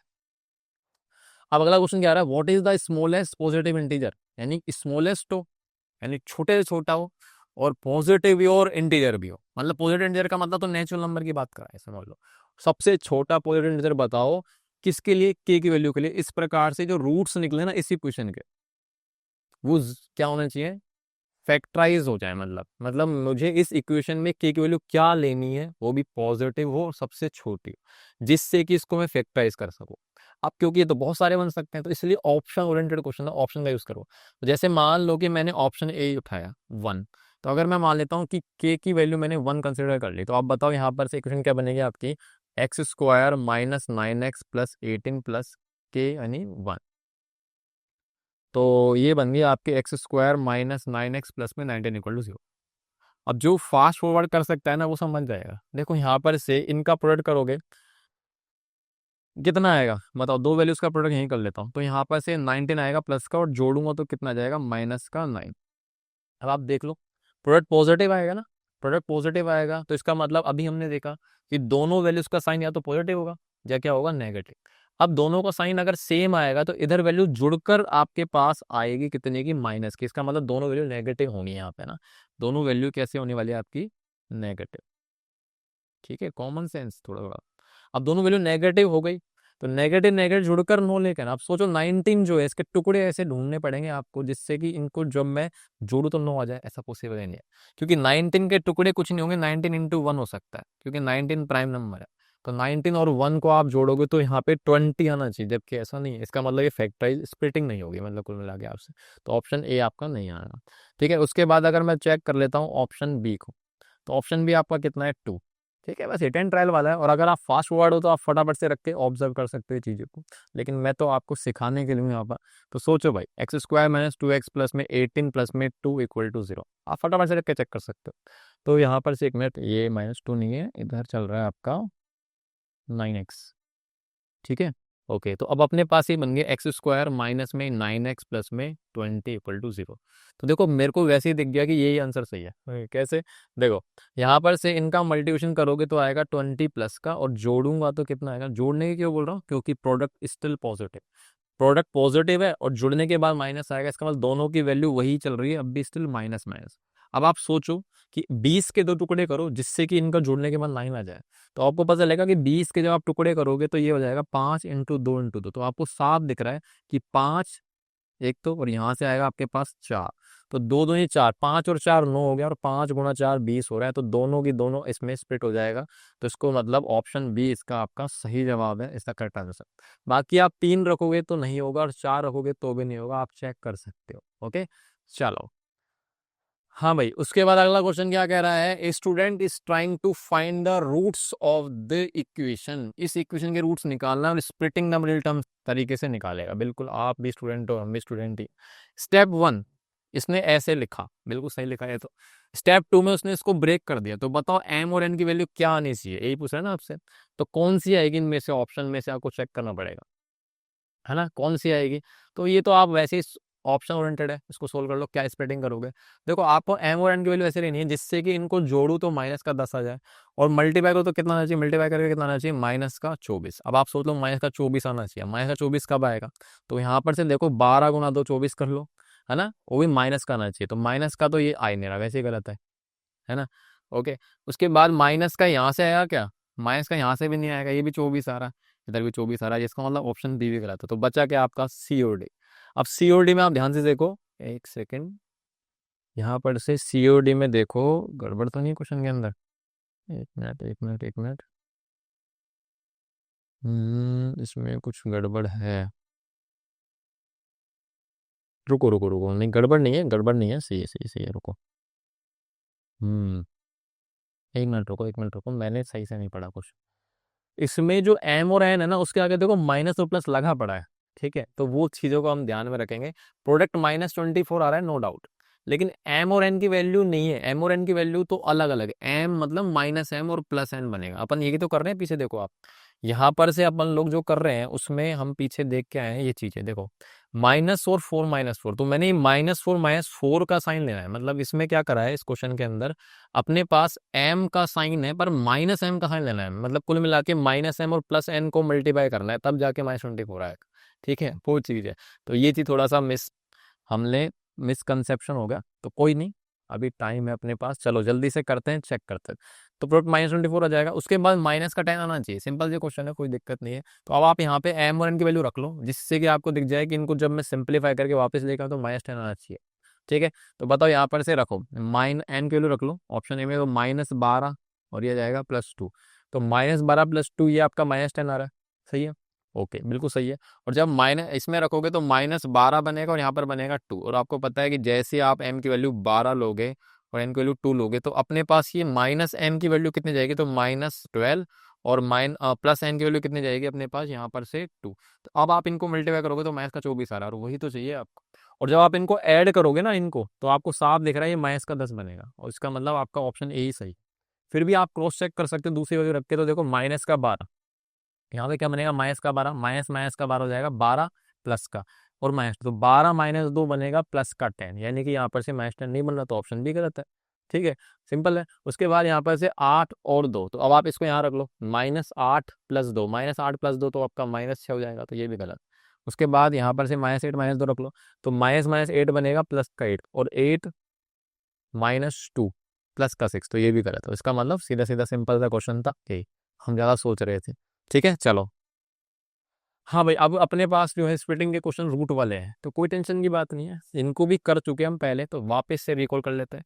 तो सबसे पहली चीज़ है, इनका प्रोडक्ट कितना आएगा, प्रोडक्ट आएगा यही 3 गुना 2 प्लस का 6, उसके बाद जोड़ू तो कितना आ जाए सर, जोड़ने के बाद आएगा माइनस का 2√6। बस इसमें थोड़ा सा ये फर्क था कि आपको याद होना चाहिए कुछ कुछ बातें, और वो बातें मैं आपको याद दिलाता हूँ यहाँ पर देखो। जैसे मान लो कि अगर मैं 2√3 प्लस में √3 कर रहा हूँ आपसे, और एक 2√3 प्लस में √2 कर रहा हूँ, तो आप मुझे बताओ इनको सिंप्लीफाई कर सकते हो, तो आप बोलोगे सर कर सकते हैं, कोई टेंशन की बात नहीं। क्या 2√3 प्लस √3 कितना हो जाएगा, 3√3।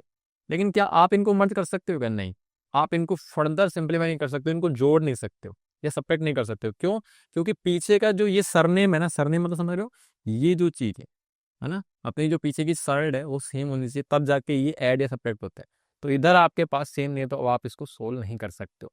तो इसका मतलब मैं एक बात तो समझ में आ गया सर, क्या कि इसके अंदर जो वैल्यूज आई ना, उनके पीछे √6 चल रहा होगा, नहीं चल रहा होगा, बताओ। यहाँ से मैं एक तो चीज लिख ही देता हूँ कि इन दोनों टर्म्स के अंदर √6 और √6 तो आपको डेफिनेटली चल रहा होगा, तभी तो ये जुड़कर या घटकर जो भी √6 आ रहा है ना। अच्छा, अब उसके बाद अब आप आ जाओ, इनको मल्टीप्लाई करने पर कितना मिल गया आपको, 6, और मुझे 6 तो सही है। अब बस मुझे ये चाहिए कि इनके आगे की वैल्यू क्या है, इनकी आगे की वैल्यू क्या रखनी, क्योंकि इधर भी तो आगे कुछ ना कुछ आ रहा है, इधर 1 है इधर 2 है, तो इनके आगे की वैल्यू क्या रखनी, जिससे कि आप इनको जब ऐड करो तो वो आ जाना चाहिए ये चीज। अब आप खुद सोचो कि मल्टीप्लाई कितना आया, √6 आ गया ना, 6। अब आप देखो ध्यान से ना कि हमें यहाँ पर से जो है ये चीज तो मिल गया पीछे की तरफ, अब आपके पास रह गया क्या कि इसके आगे जो वैल्यू चल रही है ना 2, नॉर्मली पिछले क्वेश्चंस में हमने टुकड़े किसके करे थे, हमने टुकड़े करे डायरेक्टली इसके, लेकिन रूट वाले में बस इतना फर्क है कि जब भी यहाँ पर रूट वाली टर्म आए ना, तो आप पहली चीज तो लिख लो कि पीछे जो चल रहा है वो लिख दो आराम से। उसके बाद आप ये देखो कि भाई इनको मल्टीप्लाई करके जो भी आ रहा है, अभी डायरेक्टली 6 आ गया, टेंशन की बात नहीं है। कई बार क्या है 6 नहीं आता, मान लो 3 आ रहा है ना, तो उसके बाद आप सोचते कि किससे मल्टीप्लाई करूँ कि वो आ जाए आपका बचा कुछ। तो कोई टेंशन की बात नहीं, यहाँ पर से कुछ आएगा ही नहीं अपने पास। ठीक है, अब अपने पास यहाँ पर से पहले साइन तो फिक्स करा ही नहीं यार हमने, साइन फिक्स कर लेगा एक बार। तो साइन अगर फिक्स करूंगा तो प्रोडक्ट पॉजिटिव है, तो दोनों वैल्यू या तो पॉजिटिव पॉजिटिव की आएंगी या फिर किसकी आएंगी, माइनस माइनस की। ठीक है, अब दोनों नेगेटिव नेगेटिव आ गई या पॉजिटिव पॉजिटिव है, तो इधर आप देखो क्या आ रहा है, साइन नेगेटिव का, इसका मतलब दोनों के जो साइन चल रहे हैं ना वो क्या चल रहे हैं आपके, नेगेटिव नेगेटिव। तो दोनों वैल्यू जुड़कर आएंगी पर दोनों नेगेटिव आएंगी। तो आप खुद सोचो इसके अंदर क्या रख सकता हूँ, तो मैं इसमें यहाँ पर से टुकड़े जब ढूंढूंगा तो भाई टुकड़े क्या चाहिए, खुद सोच लो भाई क्या आना चाहिए। इधर देखो, इसको हटाओ, यहाँ देखो क्या टुकड़े आएंगे, देखो 6 के टुकड़े कर रहा था अब तक, लेकिन अब आपको ये देखना है कि इनको आपने मल्टीप्लाई कर लिया, रूट सिक्स कितना होता है जानते हैं, रूट सिक्स कितना होगा 6। अब आपको देखना है कि भाई यहाँ पर मुझे 6 लेके आना है, क्योंकि इन दोनों पूरी वैल्यूज को मल्टीप्लाई करके 6 आना चाहिए। तो अब 6 तो आ ही चुका है ना, तो अब आपके पास कुछ चार नहीं, तो 6 की किससे मल्टीप्लाई करोगे, 1। अब 1 से मल्टीप्लाई करो तो 1 के क्या टुकड़े आएंगे, 1 के तो कोई टुकड़े ही नहीं आएंगे।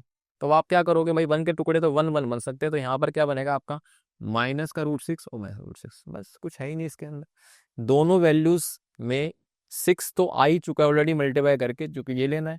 और इनको बस आपको ऐसा एज्यूम करना है कि इनको जब मैं ऐड करूँ तो माइनस का 2 आना चाहिए आगे की तरफ। तो वो कब आएगा, जब अपने पास 1 ही तो बच रहा है, 1 के टुकड़े तो क्या आएंगे, 1 × 1 लिख सकते हो ज़्यादा, यानी माइनस का रूट 6 माइनस रूट 6 आपके ये बन रही स्प्लिटिंग। तो 3x² माइनस में रूट 6x और माइनस रूट 6x प्लस में 2 = 0 हो गया, हो गया। ठीक है, कॉमन क्या आएगा, तो अब कॉमन लेने में मशक्कत लगेगी आपको, क्या कॉमन लेना है। तो भाई देखो मैं आपको बताता हूँ तरीका ना, क्या जुगाड़ है। हम तो कॉमन मैक्स टू मैक्स ले सकते हैं जो आना चाहिए। तो देखो इसके अंदर ध्यान से देखना, 3 के अंदर जो दिख रहा है आपको अंडर रूट में 6, इन अंडर रूट को थोड़े के लिए साइड कर दो, अंडर रूट के अंदर की वैल्यू देखो, 3 और 6 में कुछ ना कुछ कॉमन है क्या, बिल्कुल कॉमन है। 3 × 2 = 6, यानी 3 और 6 में कोई ना कोई कॉमन चीज आ रही है, मल्टीपल है 3 है ना का 6। ओके, तो अब यहाँ से 3 और 6 में कुछ कॉमन आ रहा है ना, बस ऐसे पता चल गया ना। तो अब आप ये देखा करो कि 3 के अंदर जब आप तोड़ोगे या इसके अंदर तोड़ोगे तो आपको कहीं ना कहीं 3 देखने को मिलेगा। देखो रूट 6 को आप लिख सकते हो रूट 3 इंटू में रूट 2, दिख गया, देखा नहीं दिखा। तो अब आप यहाँ से देखो इसमें भी दिख रहा है आपको कॉमन, तो रूट 3 × रूट 3 लिख लो आप इसको।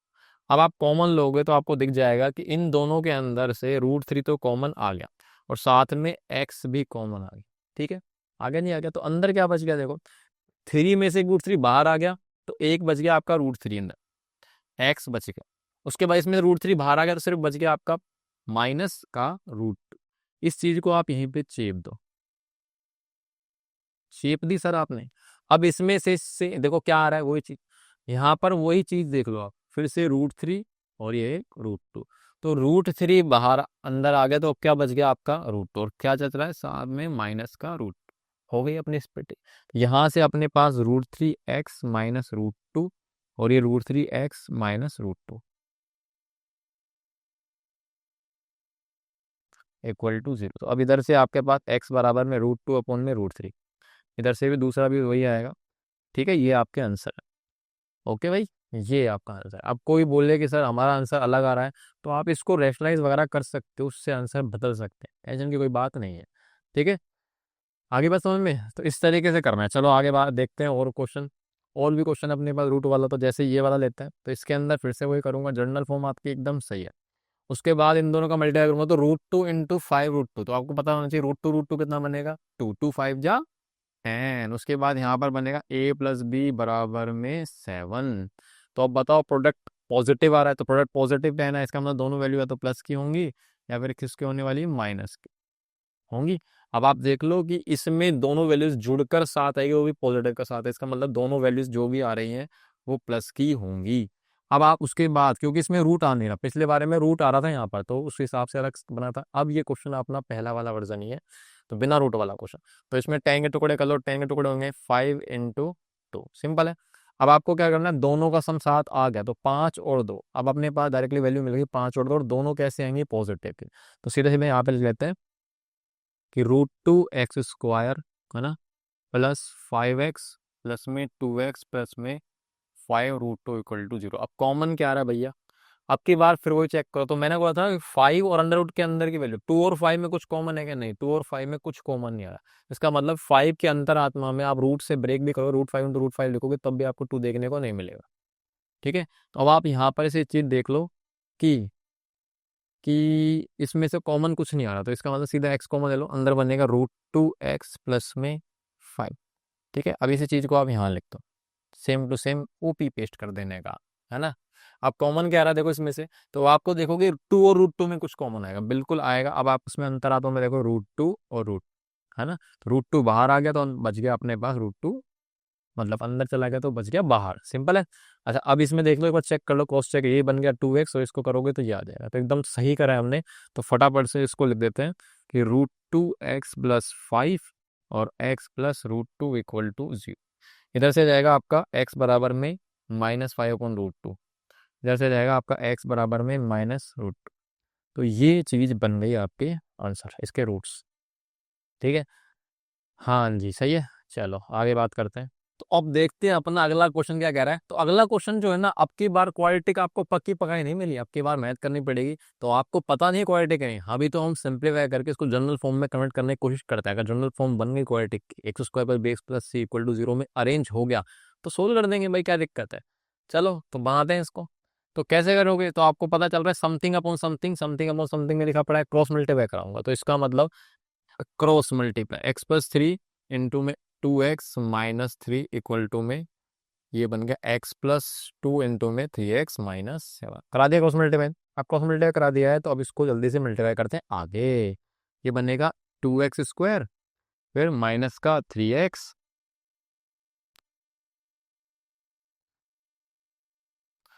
हाँ फिर कितना आएगा, इसको से करा दिया, इसको से करा दिया, अब ये जाएगा प्लस का 6x और ये जाएगा माइनस का 9। इधर से क्या बनेगा 3x² माइनस का 7x प्लस का 6x और यहाँ जाएगा माइनस का 14। ठीक है, तो अब आप सबको थोड़ा सा और सिम्प्लीफाई कर लो, तो 2x² है ना, ये कितना बनेगा माइनस का प्लस का 3x और यहाँ से बनेगा माइनस का 9 = में, ये एक काम करेगा, ये +6 से +6 वैसे ही कट रहा है तो काट ही देता है, लो का इसको काट दो ना यहीं पे, ये कुर्बानी हो गई, है ना। अब अपने पास बच गया 2x², इसको इधर बुला लो, इनको इधर भेज दो चलो, क्योंकि अपन लोग जाएंगे कि हाईएस्ट डिग्री का कोफिशिएंट है ना आपका क्वालिटी का पॉजिटिव अच्छा लगता है, तो इसका मतलब उसको इन सबको उधर भेजा, इधर भी भेज सकते हो कोई दिक्कत नहीं, बाद में माइनस आएगा तो माइनस से मल्टीप्लाई कर सकते हो आप। तो इसको उधर भेज रहा हूँ, तो देखो क्या क्या बनेगा अपने पास। तो ये 3x², फिर ये उधर आके माइनस का 2x²। ठीक, और क्या रह गया अपने पास, इधर -7x चल रहा है, इसको इधर भेजेंगे तो प्लस का 3x आ गया। ठीक, ओके, अब ये -9 गया, उधर का -14 है, -14 प्लस का 9 = 0। ठीक है, क्या ये सही है, एक बार चेक कर लेते हैं। इधर आ गया, ये आपका -7x है प्लस 3x है और ये ठीक है, अब ठीक है। तो भाई ये बन गई आपकी क्वाड्रेटिक प्यारी से x², ये बन गया आपका माइनस का 4x। ठीक है, और ये बन गया आपका -14 + 9, तो ये कितना जाएगा -5 = 0। ठीक है, ये बन गई सुंदर सी ना, सिंपल सी और इजी है एकदम। ये तो बताओ जल्दी से क्या क्या आएंगे, तो दोनों को मल्टीप्लाई करने पर कितना आना चाहिए -5 और जोड़ तो कितना आ जाना चाहिए -4, तो आपको आराम से दिख जाएगा। प्रोडक्ट नेगेटिव आएगा ना, तो इसका मतलब एक वैल्यू प्लस की आएगी और एक वैल्यू किसकी आएगी माइनस की। अब आपके पास जब भी डिफरेंस साइन आते हैं, डिफरेंट साइन, तो अब आपके पास यहाँ पर डिफरेंस आना चाहिए, अंतर कितना आना चाहिए 4। तो अब बताओ 5 के टुकड़े क्या होंगे, 5 का टुकड़ा 5 × 1 हो जाएंगे, और 5 और 1 में से आपको 2 वैल्यू उठानी जिनका अंतर 4 है। तो आपको साफ दिख रहा है एक वैल्यू 5 आ रही है और एक वैल्यू 1 आएगी, उसके साइन कैसे रहेंगे, तो देखो भाई डिफरेंस के बाद माइनस की वैल्यू आ रही है, तो मतलब माइनस की वैल्यू बड़ी आएगी, प्लस की क्या आएगी छोटी, सिंपल सी चीज़ है।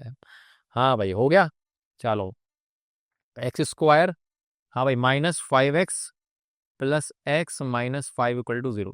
तो यहाँ से कॉमन ले लो x -5, इसको यहीं चेप दो, x -5 = 0 और ये आपका +1 बच गया इसमें से, तो अपना फैक्टराइज हो गया इधर, कितना कितना बन गया x -5, इधर से कितना आ रहा है आपका x + 1 = 0। ठीक है, ये चीज़ें आप बहुत फास्ट फॉरवर्ड कर सकते हो, जैसे आपका -5 और 1 आ गया ना, तो सीधा सीधा देखो क्या करना है, मैं आपको बता देता हूँ अभी। इस चीज से इस चीज से डायरेक्टली अगर आपको ये पता लग गया ना, तो आप डायरेक्टली ये लिख सकते हो। सीधा मैंने देखा -5 और 1 है, उसके बाद आप है ना -5 और 1 यहाँ लिख दो डायरेक्टली। ठीक है, उसके बाद आप ये देख लो कि एक्स का कोफिशिएंट कैसा है यहाँ पे। एक्स का कोफिशिएंट, एक्स स्क्वायर कोफिशिएंट अगर 1 है, एक्स स्क्वायर का कोफिशिएंट अगर 1 है तो कोई दिक्कत नहीं। लेकिन अब मान लो 2 होता, अगर इधर 2 होता ना, तो आपको इन जीरोस को भी 2 से डिवाइड करना है। मतलब जो आपकी वैल्यूज आई है ना, इसको 2 से डिवाइड कर लो, डायरेक्टली आ जाएगा अपने पास। आप ट्राई कर सकते हो ना। ओके, ये मैंने चैप्टर 2 में सिखाया हुआ है। तो इधर से एक्स वैल्यू 5 आ गई, इधर से कितनी देगी एक्स वैल्यू -1। ये आपके आ गए इसके जीरोस या रूट्स, यही सॉल्यूशन। ठीक है भाई। ओके, चलते हैं आगे। अगला क्वेश्चन, अगला क्वेश्चन कुछ और है ऐसे ही। तो पहले सिंपली अगर अब आपको क्या दिख रहा है, फ्रैक्शन। और जब भी फ्रैक्शन दिखते हैं ना, तो एलसीएम देना पड़ता है ना। क्रॉस मल्टीप्लाई मत करा देना इसको डायरेक्टली, यहाँ पे प्लस चल रहा है। तो अब इसका एलसीएम ले लो आप, यहाँ पे कितना आएगा इसका एलसीएम, x-2 इंटू में x-1, 3x-2 x-1। ठीक है, बराबर चल रहा है 6/x। ये चीजें क्या बता रही है कि एक्स वैल्यू जीरो नहीं हो सकती, क्योंकि नीचे जीरो आ गया अनर्थ। यहाँ पे 1 नहीं आ सकता, क्योंकि 1 डालते 0 बन जाएगा। यहाँ पे 2 नहीं आ सकता, क्योंकि 2 डालते 0 बन जाएगा। तो वो वैल्यूज आंसर में नहीं आएंगी। हाँ भाई, कितना बनेगा, x-2 से कट जाएगा x-1 प्लस 2। ये किससे कट गया, तो ये से मिल जाएगा 2 इंटू में x-2। हो गया। अब आप इसको क्वालिटी की शक्ल बनाने की कोशिश करते हैं।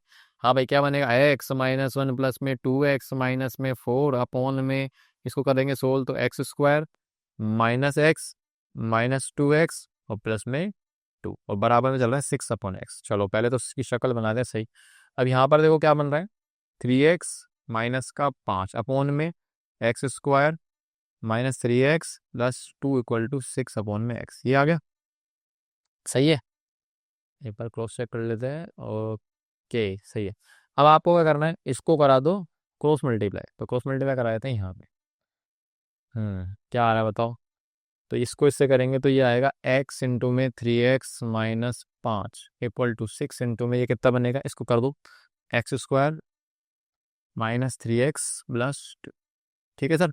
अच्छा, अब आप क्या कर रहे हैं, वही शक्ल ऐसे बनाओ, 3x² और माइनस का 5x इक्वल टू में 6x² माइनस का 18x प्लस में 12। सही है। अब वही क्वाड्रेटिक के पास भेजो इनको। तो इन सबको उधर भेज रहा हूँ। तो ये आपका 6x² माइनस का 3x²। ठीक है, माइनस का 18x और इधर आके जाएगा प्लस का 5x, और प्लस 12 इधर चले रहा है, और बराबर में इधर क्या बच गया, 0, उधर लिख दिया मैंने। ठीक है। हाँ भाई, अब क्या करना है, अब कुछ नहीं करना। क्वाड्रेटिक दिख रही है, -18 प्लस 5 कितना होता है, तो माइनस का 13x और ये जाएगा आपका प्लस का 12। तो ये आपकी बन गई क्वाड्रेटिक। और इसमें कुछ कॉमन आ रहा हो तो आप डिवाइड कर सकते हो, पर कुछ कॉमन नहीं आ रहा। ठीक है। तो चलो क्या आना चाहिए, प्रोडक्ट। तो प्रोडक्ट आना चाहिए अपने पास कितना, 12 इंटू 3 प्लस का 36, 36 है ना। उसके बाद a प्लस बी कितना आएगा, माइनस का 13। तो आपको यहाँ पर से अब देखने हैं ऐसी वैल्यूज, है ना, ऐसी वैल्यू देखने हैं आपको जिनका प्रोडक्ट पॉजिटिव 36 आए। अब क्योंकि प्रोडक्ट पॉजिटिव आ रहा है, खुद बताओ, प्रोडक्ट पॉजिटिव तो दोनों वैल्यूज हो सकती है, प्लस प्लस भी हो सकती है और माइनस माइनस भी। तो आप खुद देखो कि भाई वैल्यूज जुड़ती हैं जब साइन सेम होते हैं, जुड़कर माइनस का 13 आ रहा है, इसका मतलब दोनों वैल्यूज किसकी हैं, माइनस की है। अब आप 36 के टुकड़े देख लो, 36 के टुकड़े क्या होंगे, तो इसको आप 2 इंटू 3 और 2 इंटू 3 लिख सकते हो। अब आप इसमें से दो पेयर उठाओ जिसका प्रोडक्ट आपका 36 है और आपका जुड़ने के बाद 13 है। तो आप ये चीज़ कर सकते हो और आराम से कर लोगे। तो आप देखो यहाँ पर से एक तो लेता हूँ 9, फिर लेता हूँ 4।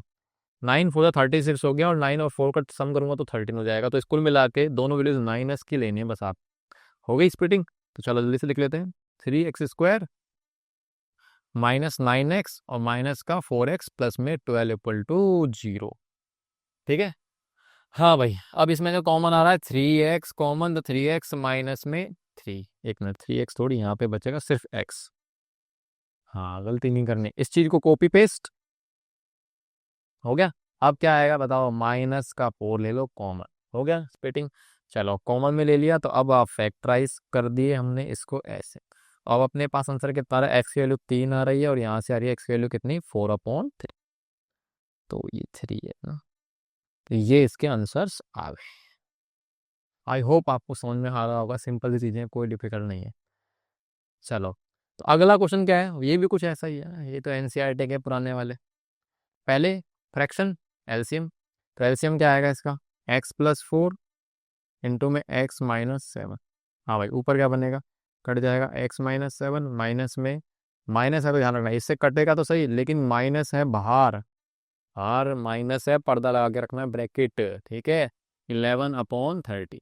अब आपको करना है, सिंप्लीफाई करो भाई।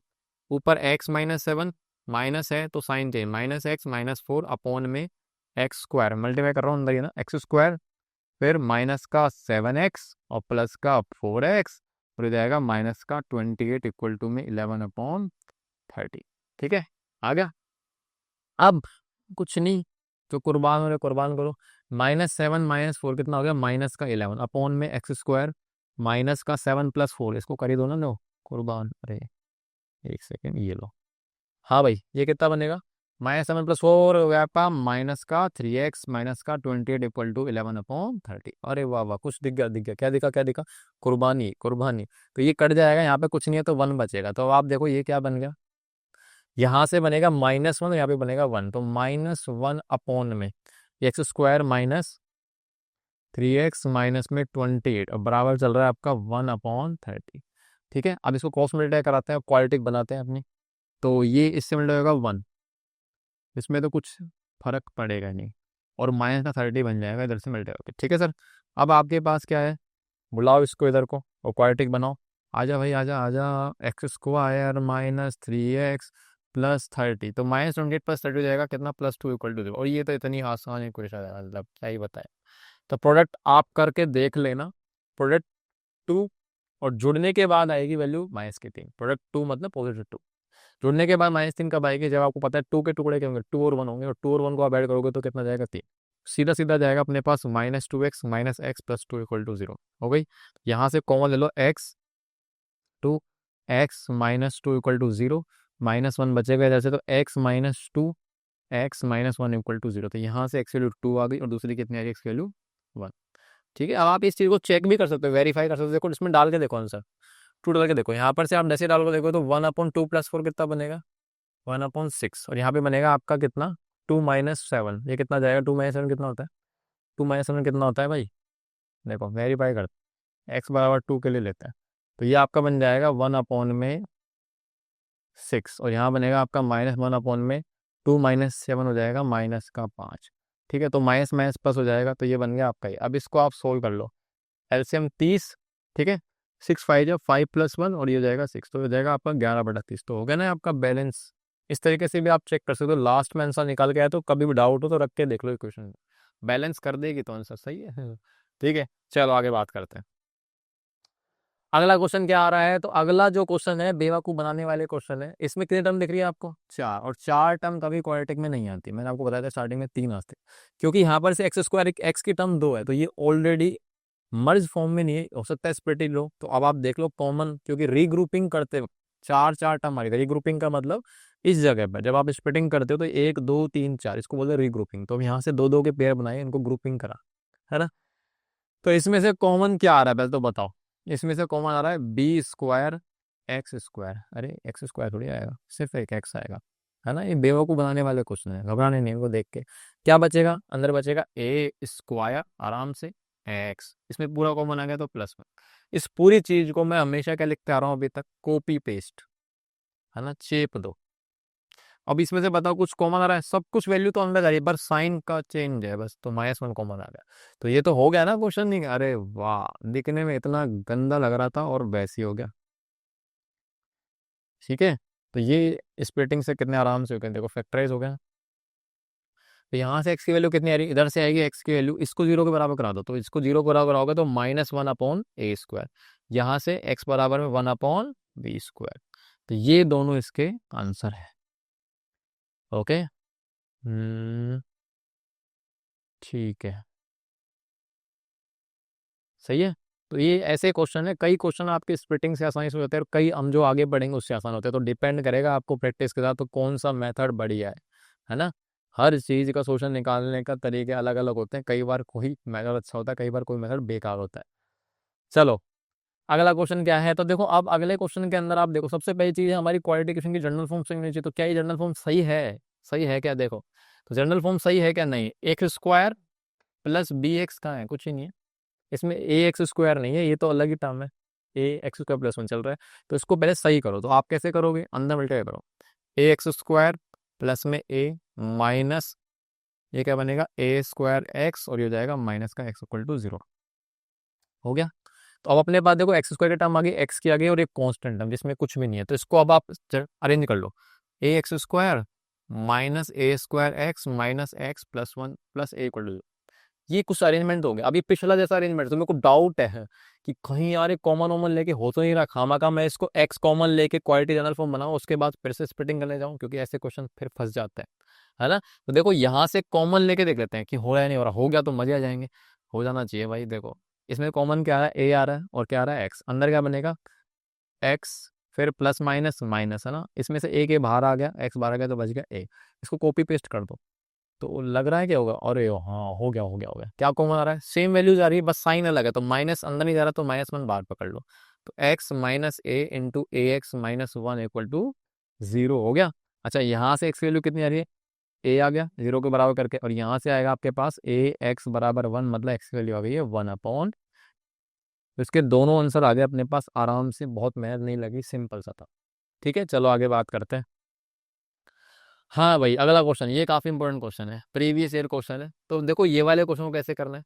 तो इस क्वेश्चन के अंदर हम लोग समझ चुके हैं काफी सारी चीजें अब तक, तो इसको सोल्व करने के लिए तरीका ये है कि देखो इसमें वेरिएबल दिख रहा है आपको एक्स, ए और बी आपके कांस्टेंट है, तो ये जो चीज है एक्स, बाकी इसमें याद रखना आपका ए और बी जो भी है ना वो जीरो नहीं होंगे, क्योंकि जीरो हो गए तो नीचे नॉट डिफाइंड बन जाएगा, और एक्स भी जीरो नहीं होने वाला, लिखा नहीं है पर मैं बताया था, हाँ ठीक है। अभी तो 10वीं क्लास में खुला सांड बन के खेल रहा है, कोई टेंशन नहीं है, डोमेन रेंज वगैरह की। तो भाई देखो अब इसमें ना कैसे करना है, देखो चालाकी, इसको इधर बुलाओ, वेरिएबल वालों को एक साथ रखो, तो one upon A plus B plus X minus one upon X equal to one upon A plus one upon B. ठीक है। हाँ भाई अब क्या करोगे, अब कुछ नहीं सर, फ्रैक्शन देख रहे हैं, एलसीएम एलसीएम खेलते हैं, तो एलसीएम कितना आएगा, ये आएगा A plus B plus X into में एक्स, ठीक है, आ गया, ये इससे कैंसिल आउट हो जाएगा। अच्छा इधर कितना आएगा, ए बी, चलो लिखते हैं ऊपर, है ना, देखो ध्यान से ना, ये इससे पूरा ब्रैकेट कटा, तो एक्स बचा, एक्स इंटू वन एक्स, फिर माइनस है तो माइनस लगाया, अब एक्स एक्स कट गया, पूरा bracket A plus B plus X, one से मल्टीप्लाई होगा, पर ब्रैकेट लगा देना, क्योंकि बाहर कौन घूम रहा है, बाहर माइनस घूम रहा है, ठीक है। यहाँ पर एलसीएम लेंगे तो बी प्लस ए, सही है भाई। अच्छा अब देखो ऊपर ब्रैकेट ओपन कर रहा हूँ, minus A minus B minus X upon में एक्स इंटू में A plus B plus X, अभी कुछ नहीं करना, कुर्बानी हो सकती है, ठीक है।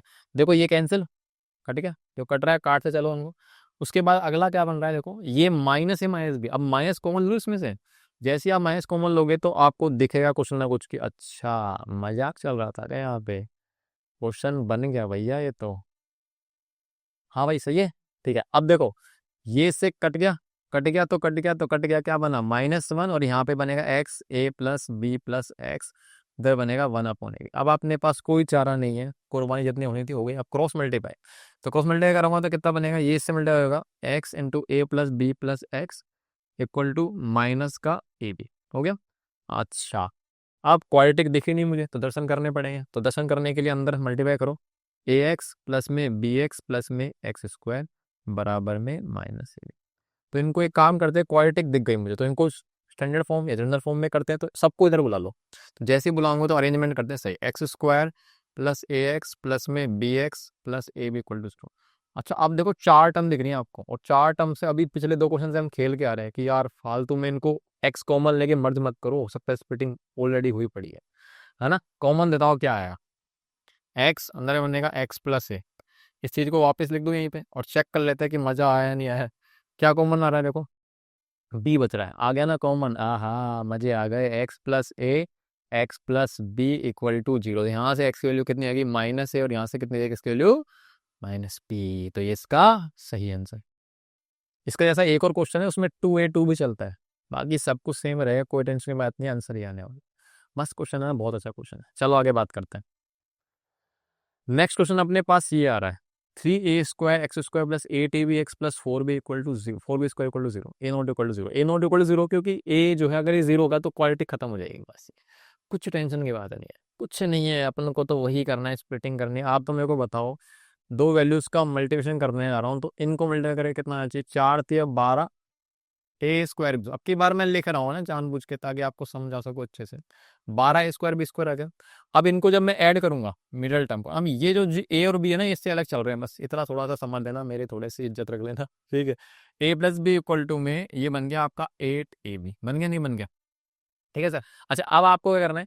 अब आपको ये चीज देखनी है कि प्रोडक्ट करने में 12 a। अब देखो एक चीज तो पहले बताओ यार, देखो सिंपल सा, इनमें a²b² आ रहा है ना। अब पीछे याद करो, मैंने रूट वाला टर्म बताया था ना आपको, √6 था, तो दोनों √6 आ रहा था। इनमें पीछे क्या चल रहा है? ab। इसका मतलब 100% जो वैल्यूज आएंगी ना, उनमें ab तो आपको देखने को मिलेगा। दिखेगा नहीं दिखेगा? इन दोनों टर्म्स में ab और ab देखने को मिलेगा, तभी तो मर्ज होंगे ये। जैसे भाई हम लोग, अरे यार हम लोग 3ab प्लस में 5ab, इसको आप सिंपलीफाई कर सकते हो ना, क्योंकि पीछे का सरनेम मैच हो गया, तो 8ab बन गया ना। लेकिन अगर ये 3ab प्लस में 5a² होता, तो क्या ये मर्ज हो गए एक टर्म बन सकती है? नहीं बन सकती, क्योंकि पीछे का सरनेम अलग है। तो इन दोनों के पीछे ab आ गए। अच्छा, इनको आप मल्टीप्लाई करके देख लो, तो आपको पता चलेगा, अच्छा a²b² भी आ गया है ना। अब आपको और क्या लेके आना है? अब आपको लेके आना है 12, इनको मल्टीप्लाई करके ये तो आ गया। अब आपको 12 लाना है, तो 12 मल्टीप्लाई करके लाना है और जोड़कर 8 लाना है। तो इसका मतलब 12 को उठाओ, 12 टुकड़े कर लो, 12 टुकड़े कितने होंगे? 2 दूनी 4 तिया 12। अब आपको यहां से, क्योंकि आपको पता है प्रोडक्ट स्टिल क्या है? पॉजिटिव। प्रोडक्ट पॉजिटिव है तो या तो प्लस प्लस होगा, है ना, या तो प्लस प्लस आएगा, या फिर क्या होने वाला है? Minus minus. अब आपको ये देखना है कि भैया जोड़कर वैल्यू आ रही है, क्योंकि जुड़ेगी क्यों? क्योंकि दोनों का साइन सेम है। जोड़ने के बाद पॉजिटिव रेट आ रहा है, इसका मतलब 100% जो साइन आएंगे ना अपने, वो दोनों पॉजिटिव होने वाले हैं। आएंगे नहीं आएंगे? तो बताओ भाई, यहाँ पर से दोनों पॉजिटिव होंगे तो पेयरिंग करके देखो कितना लूँ, जिससे कि आपका 8 बन जाए। तो इस बार 4 और 3 में ले सकते, क्योंकि 4 और 3 7 होते हैं। तो मेरे को लेना पड़ेगा यहाँ पर से क्या चीज? चीज ये लेनी है आपको, एक तो 6 लेनी है और एक आपको लेनी है कितना?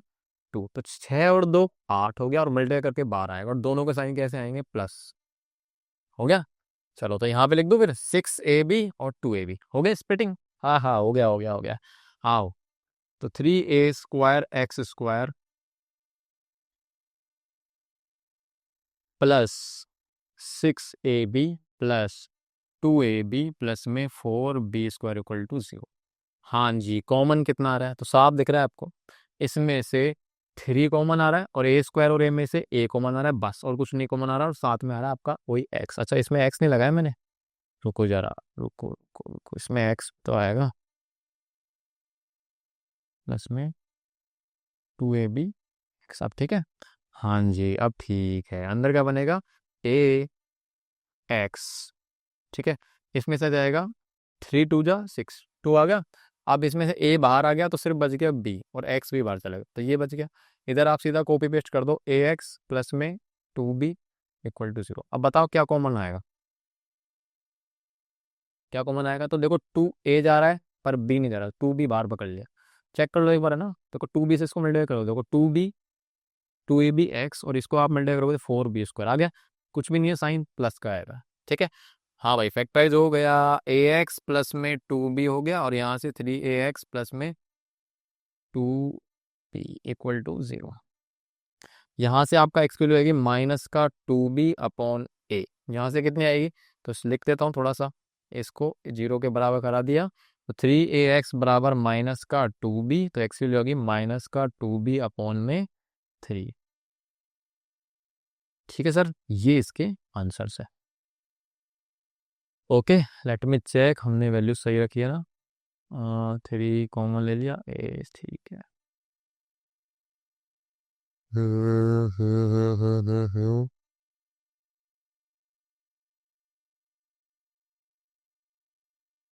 ठीक है सर, एकदम सही है। तो आपको समझ में आ गया फिर चीज़ें, ठीक है।